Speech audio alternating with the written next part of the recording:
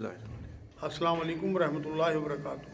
तर्जुमा कुरान के सिलसिले में आजकल हम सूरह ज़ुखरूफ का मुताला कर रहे हैं। अभी तक हम शुरू के 2 रुकू आयत नंबर 25 तक समझ चुके हैं। आज आपके सामने आयत नंबर 26 से आयत नंबर 45 तक तीसरा चौथा रुकू में पेश करूँगा। अल्हम्दुलिल्लाहि रब्बिल आलमीन वस्सलातु वस्सलामु अला रसूलिल करीम व अला आलिहि व सहबिहि अजमईन अम्मा बाद। फ़ौज़ु बिल्लाहि मिनश शैतानिर रजीम बिस्मिल्लाहिर रहमानिर रहीम। रब्बि इश्रह ली सदरी वयस्सिर ली अमरी वहलुल उक़दतम मिन लिसानी यफ़क़हू क़ौली। सुभान रब्बिक रब्बिल इज़्ज़ति अम्मा यसिफ़ून व सलामुन अलल मुरसलीन वल्हम्दुलिल्लाहि रब्बिल आलमीन। शुरू अल्लाह के नाम से जो बड़ा मेहरबान निहायत रहम फरमाने वाला है। सूरह ज़ुखरूफ आयत 26 पारा 25। और जब इब्राहीम अलैहिस्सलाम ने अपने वालिद से और अपनी कौम से फरमाया कि मैं उन चीज़ों से बेजार हूँ जिनकी तुम इबादत करते हो, ये थी ईमान की जुर्रत। खुद साख्ता मबूदों की इबादत नहीं कर सकता मैं तो सिर्फ़ एक वाहिद मबूद की इबादत करूँगा। जुर्रत की बात थी एक बादशाह को और अपने वालिद को, अपने ख़ानदान वालों को, सबको इकट्ठा देख के और तौहीद की दावत दी और शिर्क की नफ़ी कर दी। वजूद उस ज़ात के जिसने मुझे पैदा किया है और वही मुझे हिदायत भी करेगा। मतलब जल्द हिदायत मुझे जो उसने नबूवत दी वही मेरी निजात करेगा, मैं तो उसी की बात करूँगा बस। और इब्राहीम अलैहिस्सलाम उसी को अपनी औलाद में से बाकी रहने वाली बात कायम कर गए ताकि लोग शिर्क से बाज आते हैं। मतलब एक का कलमा तौहीद दे के गए इब्राहीम अलैहिस्सलाम और उनका जिक्र खैर बाद में भी जारी रखा अल्लाह ने। उनकी तौहीद की दावत, उनकी कुर्बानी है, उनका शिर्क का रद्द क़यामत तक कुरान में रहेगा। सूरह बकरा आयत 132 में भी ये सारा गुजर चुका। बल्कि मैंने उन लोगों को और उनके बाप दादाओं को सामान और असबाब दिया, यहाँ तक कि उनके कुछ हक़ और साफ साफ सुनाने वाला रसूल आ गया। मतलब कुरान भी आया, नबी अकरम सल्लल्लाहु अलैहि वसल्लम साहिब कुरान और कुरान सारे हक़ जो है बयान करने के लिए, दूध का दूध पानी का पानी करने के लिए आ गए। आयत नंबर 30। और हक़ के पहुँचते ही बोल पड़े कि ये तो जादू है और हम इसके मुनकिर हैं। माज़अल्लाह एकदम तासुब और हिर्स की वजह से जानते बूझते इनकार किया हक़ का। और कहने लगे मुशरिकीन मक्का कहने लगे कि ये कुरान उन दोनों बस्तियों में से किसी बड़े आदमी पर क्यों ना नाजिल हुआ। मतलब मक्का और मदीना का कोई सरदार होता है जिस पर नाजिल होता है, किसी अमीर आदमी पे नाजिल होना चाहिए था। एक यतीम पे जो बीवी के माल पे पलता है माज़अल्लाह, उस पर वही क्यों आई। उनका कहना ये था जो मुस्लिम मुशरिकीन मक्का थे, अल्लाह को कोई बड़ा आदमी नहीं मिला था क्या जो इन पर वही नाजिल हुई। क्या आपके रब की रहमत को ये तकसीम करते हैं। अल्लाह ने सवाल किया इनसे कि ये तो अपने रिज़्क़ को तकसीम नहीं कर सकते, तो ये रहमत को क्या तकसीम करेंगे। अल्लाह अमीर गरीब छोटा बड़ा होना अल्लाह की नज़र में नहीं है। उसकी नज़र में तो दुनिया की औकात मच्छर के पर के बराबर भी नहीं है। तो यहाँ अल्लाह ने ये कहा कि रहमत को तकसीम करना चाहते हैं। हमने ही इनकी जिंदगानी दुनिया की रोज़ी उनमें तकसीम की है और एक को दूसरे से बुलंद किया है। मतलब यहाँ जो छोटा बड़ा रखा वो अल्लाह ने रखा। दुनिया भी ऐसे ही होता है कि कुछ लोग कुछ के मातहत होते हैं, कुछ की ज़रूरतें दूसरों से वाबस्ता होती हैं, तभी ये निज़ाम सही चलता है। कम ज़्यादा की जो तकसीम है वो अल्लाह ने तय की है कि एक को रसूल बनाए, बाकी उनके पीछे चलें। रिसालत जो है वो तय करने वाला अल्लाह ही है। तो यहाँ अल्लाह ने कहा कि एक को दूसरे से बुलंद किया है, किसी को अमीर किसी को गरीब बनाया, हिकमतन ताकि दुनिया का मामला चलता रहे। ये थी उनकी जहनी पस्ती। नबूवत को भी माल की बुनियाद पे चाहते थे।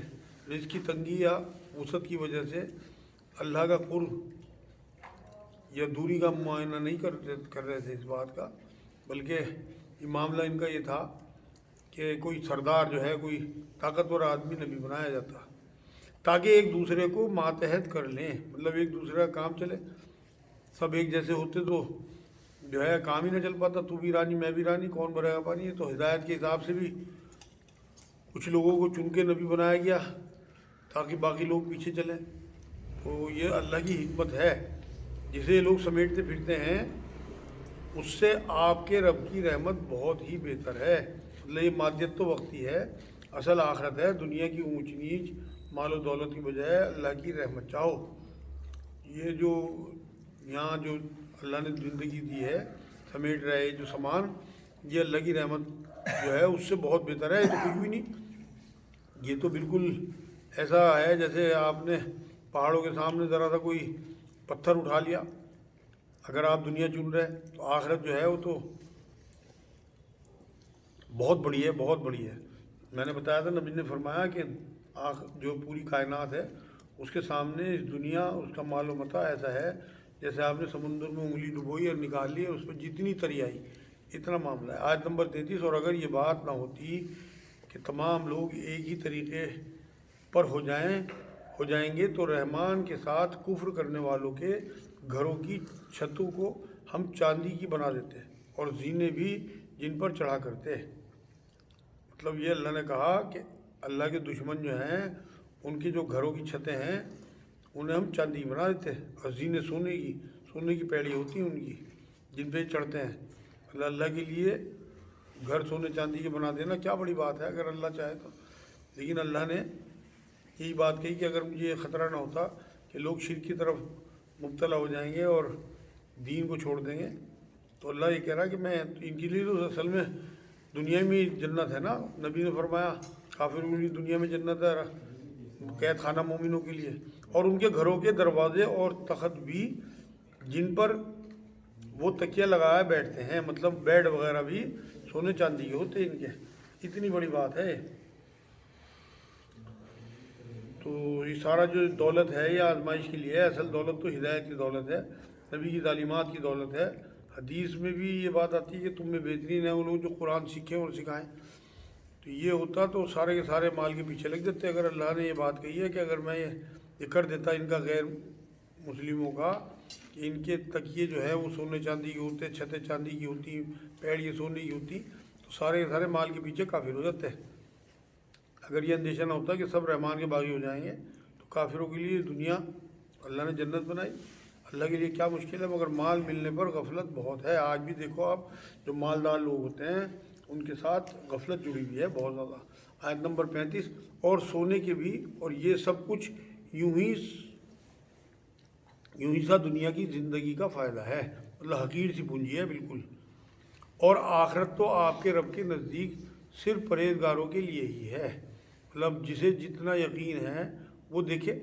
जैसे दुनिया चाहने वालों को रात दिन उसकी भाग दौड़ में लगाए रहते हैं, ऐसे ही आखिरत चाहने वाले भी रात दिन आखिरत की ही दौड़ में लगाए रहते हैं। लेकिन अब ये लोग बहुत कम रह गए।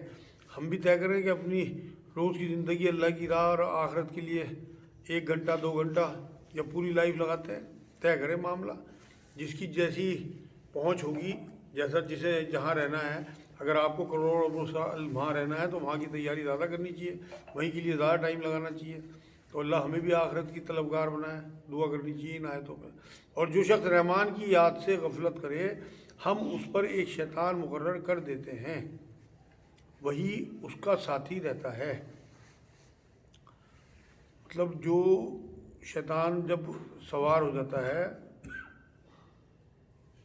तो दिल जिक्र से खाली हो जाता है। जब जो अल्लाह की याद से गाफिल होगा तो शैतान फूके मारेगा। गिलास अल्लाह की मोहब्बत से भरा होगा तो उसमें कुछ नहीं आएगा, कोई कुछ डाल ही नहीं सकता उसमें, खाली होगा। तो लोग कोशिश करेंगे, शैतान तो किसी को भी अच्छे रास्ते पे नहीं चलने देता।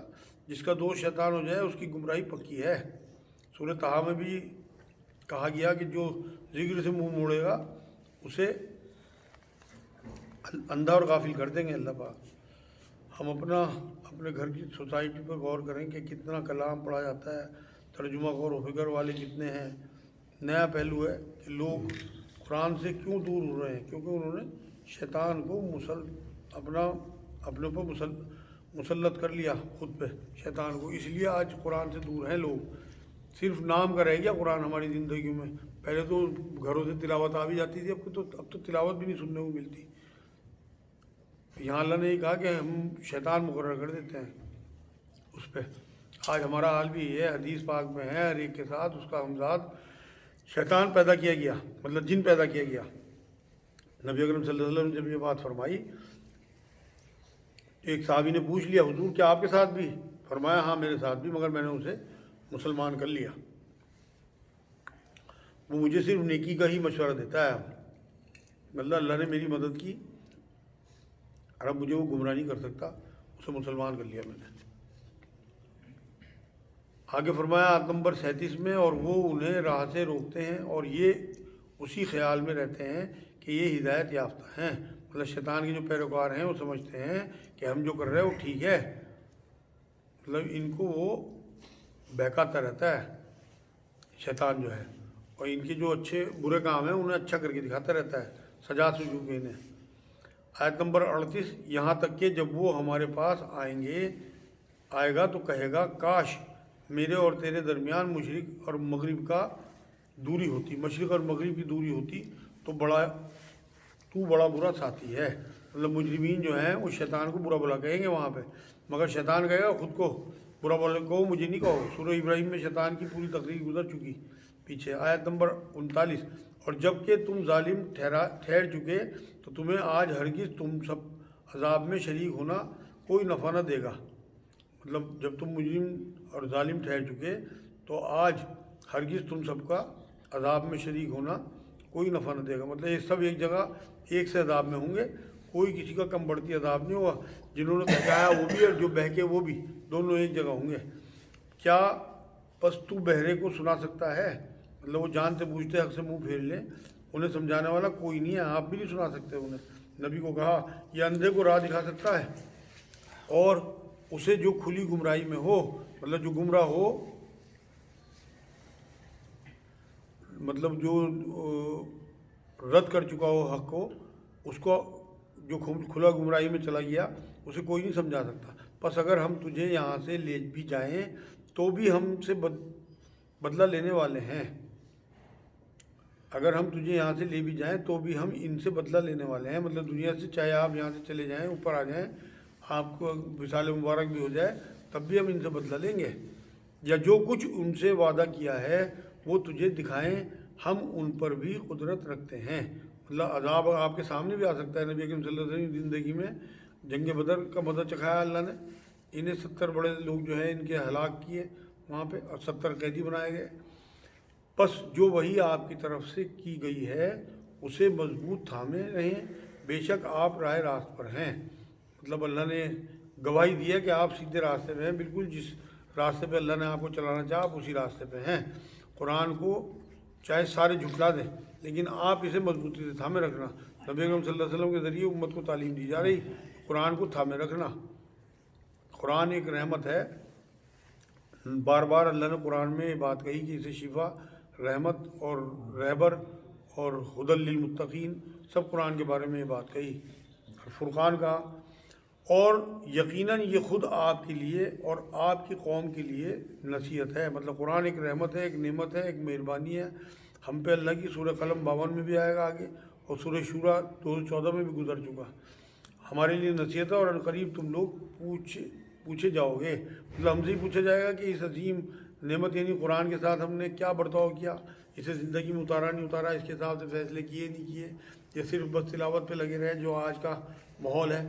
آج کی آخری آیت ہے، اور ہمارے ان نبیوں سے پوچھو جنہیں ہم نے آپ سے پہلے بھیجا تھا کہ کیا ہم نے سوائے رحمان کے اور معبود مقرر کیے تھے جن کی عبادت کی جائے، مطلب پچھلے رسولوں سے پوچھنا